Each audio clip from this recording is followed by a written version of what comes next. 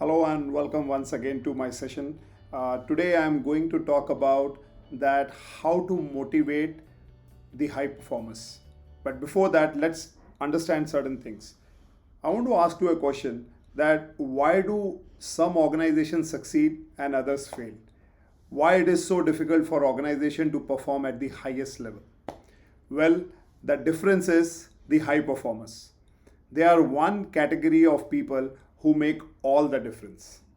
In fact, research has suggested that high performers contribute to more than 400% than an average employee, which means no wonder that the Fortune 100 companies spend a lot of their time and money in the continuous development and engagement of these high performers. But the bigger question is, how do you get high performers? Well, companies spend their money, sweat, blood to find out and scout for the top performers all across their competitors and different organizations. And once they get it, this is where the responsibility of the organization start to nurture them to build their careers in their organization. In fact, if you are a manager, the biggest role of a manager is to manage high performers, because it is always easier to manage low performers, but it is always difficult to manage high performers. But if you are able to do that successfully, you will not only be able to get the best out of them, but it will also create a huge influence to many other people in the organization, which can create a huge positive effect. And no wonders, a company with high performers, more high performers, always outshine their competitors. So now let us find out that how you can spot the high performers in your organization, and then we will understand that how do we motivate them. The second important part is that how can you spot high performers? I think managers play a very important role in identifying who are their high performers. And how do they do it? They need to identify certain characteristics in the teams that they have, in the people that they deal with. So whether you are hiring or you have just acquired a new team or you are inside a job, you need to find out people who are having these four important characteristics to identify that who are the high performers in their system.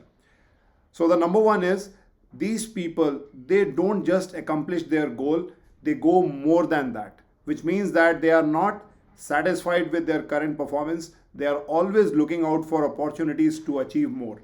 In fact, they will also work on themselves to develop newer skills so that they can do multitasking and find out newer opportunities of work and achievement in their lifespan.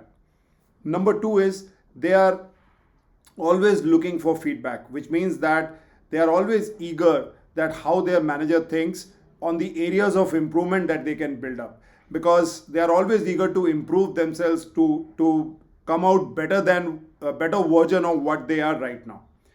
Number three is that they are proactive, which means that they are always looking out for newer solutions to the existing problems. They are always having that innovative mindset that how something can be achieved in a better way. In other words, they don't wait for their managers to come down and tell them that what exactly they need to do. Number four is that they consistently deliver high quality work, which simply means that they are always striving for excellence. They don't settle for mediocre or even for anything good. They go for the best, or they go for excellence. And this is something that is inbuilt in them. Now, it is you as a manager who has to now really find out who are these people in your system who are working along with you, who have these kind of characteristics. Now, these are the people who are your genuine asset. They are the one who need to be taken care of. They are the one who needs to be nurtured and to be developed. We'll find out more in the next part that how now we can motivate them and can get best out of them, and also that will help them to get engaged so that they do not leave the organization. So now you have identified who are your high performers. Now the next task is that as a manager, how you can motivate them so that they not only stay with you but also give you a very highly engaged and productive work. So there are 5 ways that you can motivate your high performers. Number one is engage them. Now, if these high performers are not challenged, they will feel bored and disengaged. Now, the boredom is also of two types. One is the work environment related boredom, which means that if the work is not that very interesting and if it is repeated, the entire energy drains out and there is no desire to be productive. Now, in such case, what you can do is you can invite some speakers, some engagement programs where there are more outbound meetings where they can engage with other co-workers. This will help them to develop their interpersonal skills and working relationship with other colleagues. Number two is that is task related boredom. Now this is little easier to combat because this can be taken care by providing them some challenging projects or some stretch assignments that will help them to put stretch on their knowledge, on their skills, and this will help in bringing more focus, more engagement, and more motivation in achieving those tasks. The second thing that you can do is help them improve. All high performers are very highly goal focused, and not only for the organization per se but for their personal achievement or personal goals also. So as a manager, your role is to help them improve by giving them constructive feedback, by giving them stretch assignments, because this is what something that will help them to improve upon their own skills. Because as I have said earlier, they are very good in problem solving and they are very good in achieving those tasks which are more challenging. Because if you don't challenge them, you will not be able to get the best out of them. And to get the best out of them, you also need to support them with constructive feedback, more goal oriented work, and those tasks that can bring the best out of them. And this will help them to keep engaged. The point number 3 is give them freedom. I'm sure you will agree that if you micromanage your high performer, it just puts them off. You know that they have the skills, they have the knowledge, they have the drive to go and achieve the task that you have given to them. So don't go and micromanage them. Learn to build trust with them. Give them more freedom. Allow them to come towards you rather than you going towards them. Now this will bring more loyalty towards you. But that does not mean that you go away with processes or systems. You do focus on your processes, you do focus on your system, build the timelines, build the goals, but give them the freedom to operate. Let them think innovatively to bring out some better things for you. And last but not the least, don't try to get more micromanaging ways so that they are not operating from their fullest capacity. Give them freedom. Allow them, give them space. They will do much better for you, more work for you, more results for the organization. The number 4 point is inspire them. Well, it would be easy to assume that why a high performer need you or your time.